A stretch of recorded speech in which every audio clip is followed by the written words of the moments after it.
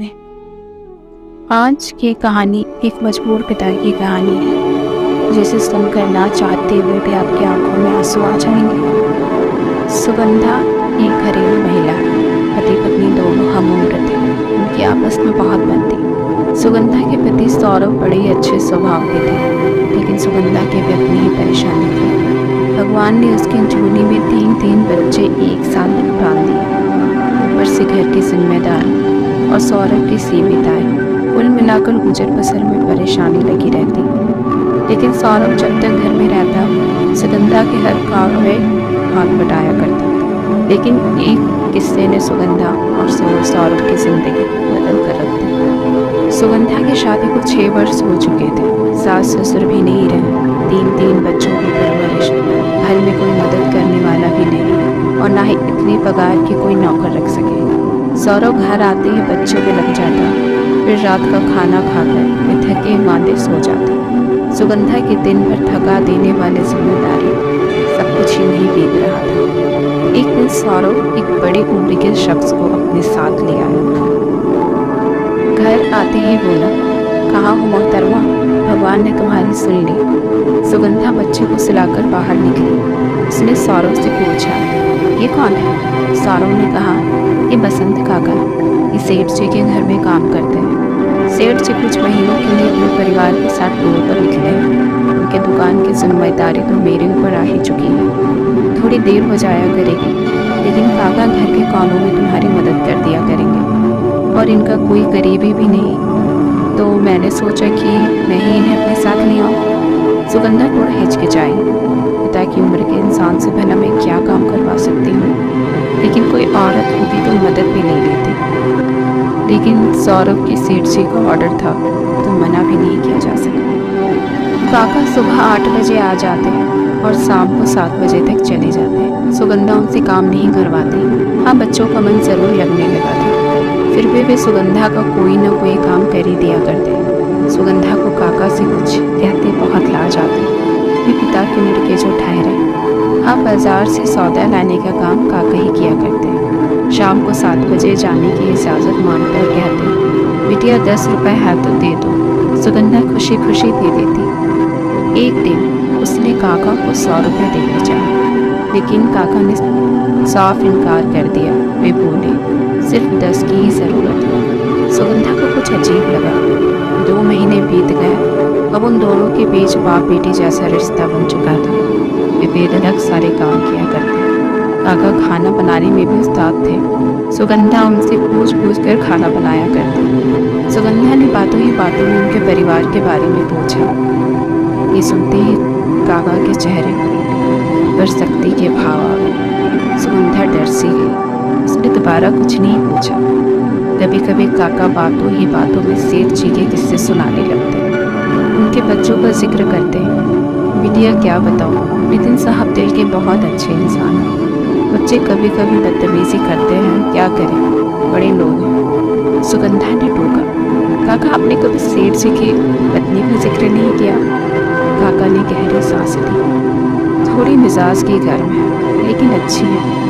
आखिर हम तो ठहरे नौकर। काका सेठ जी आपको तनख्वाह क्या देते हैं? सुगंधा ने पूछा। वे इस बात को टाल गए। मैं ज़रा बच्चों को देख लेता हूँ। गर्मियों का मौसम था। काका सब्जी काट रहे थे। उन्होंने अपनी आस्तीन चढ़ा रखी थी। सुगंधा ने उनके हाथ देखे। गहरे गहरे जख्मों के दाग थे उनके हाथों में। सुगंधा का दिल दहल गया। काका ने झट से अपने आस्तीन नीचे किए और सब्जी काटने लगे। सुगंधा को काका पर शक भी हुआ। शाम को 7 बजते उन्हें घर वापसी की होती। सौरभ ने मेहमानों वाला कमरा काका को देने की बात की। कभी कभार रुककर आराम कर लिया करें, लेकिन वे कभी कभी इतनी जल्दीबाजी दिखाते जैसे कोई उनका इंतज़ार कर रहा हो। बातों बातों में उन्होंने अपनी पत्नी का जिक्र किया। बड़ा ख्याल रखती है मेरा, जैसा तुम सौरभ का रखती हो। ऊपर वाला तुम दोनों की जोड़ी सलामत रखे। काका, आपको भी तो काके का ख्याल है। कभी तो 7 बजते ही दौड़े चले जाते हैं। सुगंधा की बातों से उनके माथे पर शिकन आ गई। गंभीर होकर बोले, ठीक कहती हो बिटिया, मैं थोड़ी भी देर हो जाऊं तो फिक्र करते हैं। पोते पोतियाँ आकर कहने लग जाते हैं। घर जाते ही मेरी बहू खाना गर्म करने लग जाती है, लेकिन एक तुम हो बिटिया, खिलाई बिना जाने ही नहीं देती। फिर रात को बेटा पैर दबाता है। रात को बसूदा दिन भर की खुसर फुसर करती है। उम्र हो गई है उसकी, लेकिन हरकतें अभी भी बच्चों जैसी है। काका मुस्कुराते हुए आंखों की नमी साफ करते हैं। सुगंधा ने कहा, काकी आपकी बहुत परवाह करती है काका, तभी तो उनका प्यार आज भी आपके लिए वैसा ही है। काका ने कहा, तुम भी वसुधा जैसी बातें करती हो। मेरी कोई बेटी होती बिल्कुल तुम्हारी जैसी होती। आज काका का मिजाज बिल्कुल अलग सा था। घंटों अपने परिवार के किस्से सुनाते रहे। काका अपने 10 रुपये लेकर शाम को विदा हुए। सौरभ के आते ही सुगंधा ने कहा, आपको जो सही लगे वो काका को दे दिया कीजिए। पोती पोतियाँ मांग के, वरना 10 रुपये में क्या होता है? तुम्हें क्या लगता है मैंने कोशिश नहीं की? लेकिन वे तो लेने से रहे। सौरभ ने जवाब दिया। अब तो सुगंधा ने ठान ही लिया था कि काका के आते ही पूछूंगी, आखिर 10 रुपये में होता ही क्या है? अगले रोज सुगंधा ने पूछ ही लिया। काका इस बार चुप नहीं रहे। तुम लोग मेरे घर आना और सब अपनी आंखों से देख लेना। अगले दिन पति पत्नी दोनों काका के साथ उनके घर गए। तंग गलियों से होकर गुजरता रास्ता एक आखिरी मकान के पास रुका। काका ने दरवाजे को हल्का सा धक्का दिया। दरवाजा पहले ही खुला था। तीनों घर में दाखिल हुए। बरामदे में एक चारपाई रखी थी। सिरहाने एक मटका पड़ा हुआ था, उसके ऊपर गिलास औंधे में पड़ा हुआ था। काका ने दोनों को बैठने का इशारा किया। बैठते ही दोनों की नज़र दीवार पर टंगी तस्वीर पर पड़ी। एक औरत की तस्वीर। सौरभ सुगंधा तो जैसे बुत बन चुके थे। काका तस्वीर के पास गए और बोले, देखो वसुधा कौन आया है। बिटिया आने की जिद कर रही थी, तुम सबके बारे में पूछती। इस बार मैं ही साथ ही ले आई। ये सब देखकर पति पत्नी वहीं जम से गए। काका ने जेब से पेपर में लिपटे गजरे का गुच्छा निकाला और तस्वीर के ऊपर करीने से रखी, जैसे कोई पति अपने पत्नी के बालों में फूल सजाता हो। काका पलटकर सुगंधा के पास आए। तुम पूछती थी ना 10 रुपये में क्या होता है। वसुधा को गजरे बहुत पसंद है, इसलिए इसके लिए रोज ही ले आता हूँ। अब चलो तुम्हें अपनी बहू से मिलवाता हूँ। दोनों ठिठके और काका के पीछे चल दिए। एकदम सुनसान सी रसोई, जैसे बरसों से माचिस की तीली भी न जली हो। कुल मिलाकर सिर्फ चंद बर्तन ही थे। सुगंधा ने सोचा शायद काका का परिवार किसी हादसे का शिकार हो चुका है। इन दुखों से उबरने के लिए ये बिना पगार की नौकरी करते हैं। काका लपक कर दूसरे कमरे में गए। कमरे में कोई नहीं था। एक बिस्तरा और दीवार में टंगी एक तस्वीर, जिसमें काका के साथ 20-22 साल का मैच लड़का और 19-20 की लड़की दिख रही थी। सौरभ तस्वीर देखते ही उछल पड़ा, अरे ये तो हमारे सेठ जी हैं, नितिन जी। सुगंधा सौरभ की बात सुनकर दंग रह गई। उसने कभी सेठ जी को देखा नहीं था, सिर्फ उनके बारे में सुना करती। सौरभ ने काका की तरफ देखा और कांपती आवाज में पूछा, तो आप नितिन जी के पिता हैं? नहीं नहीं बेटा, मैं तो उनका नौकर हूँ। काका धम से जमीन पर बैठ गए और फूट फूट कर रोने लगे। सौरभ ने उन्हें सहारा दिया। सुगंधा तो मानो पत्थर ही हो गई। मेरा सब कुछ बर्बाद हो गया बेटा। हमेशा माँ बाप की सेवा की, बेटे की अच्छी परवरिश की खातिर मैंने और वसुधा ने अपने सुख चैन की तिलांजलि दे दी। शुरू से मैं नारायण सेठ जी के यहाँ काम करता था। पगार भी ठीक थी। सुबह 8 से रात 8 तक काम करता। नितिन छोटा था। वसुधा दिन भर अपने सास ससुर और बेटे की फरमाइशें पूरी करती। सारा दिन सर झुकाए सबकी तीमारदारी करती। मैं 9 बजे घर पहुंचता, पिताजी के पैर दबाता, माँ की शिकायतें सुनता। नितिन के जन्म के बाद उसे अच्छी शिक्षा दिलाई। बड़े होकर उसने भी नारायण सेठ के यहाँ नौकरी की। उनका दिया खाना और पुराने कपड़े पहनकर मैंने और वसुधा ने दिन काटे। नारायण सेठ की इकलौती अड़ियल औलाद थी। रूपा नाम था। घमंडी और बदतमीज। मुझे हमेशा नौकर ही बुलाया करती।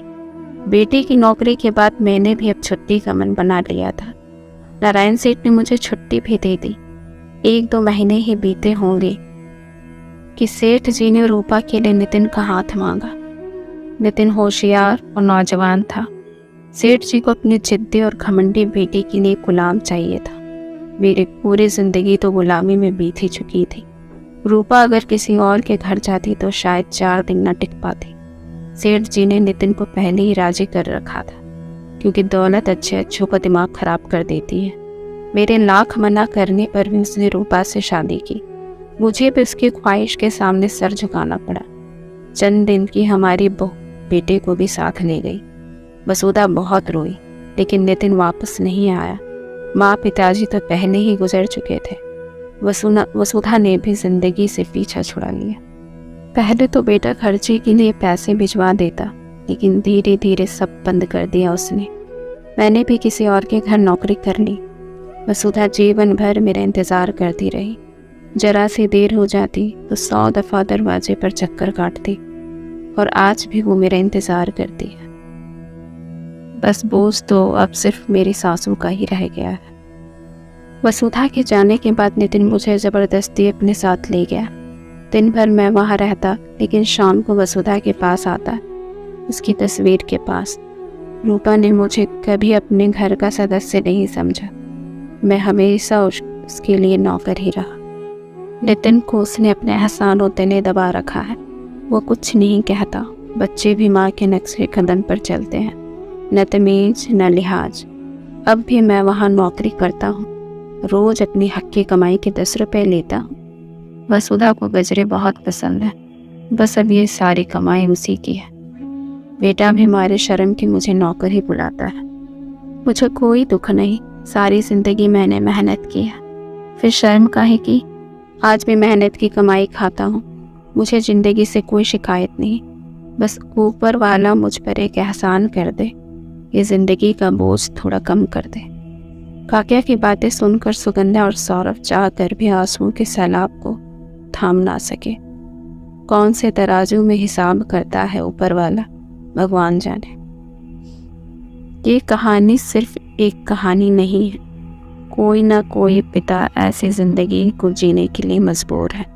कुछ औलादें अपने माता पिता के साथ ऐसा ही कठोर बर्ताव करती हैं, लेकिन हमें ये सदैव स्मरण रखना चाहिए, माता पिता ईश्वर के ही स्वरूप है। वो जो कर्म हम करते हैं वो सदैव लौट कर ज़रूर आता है।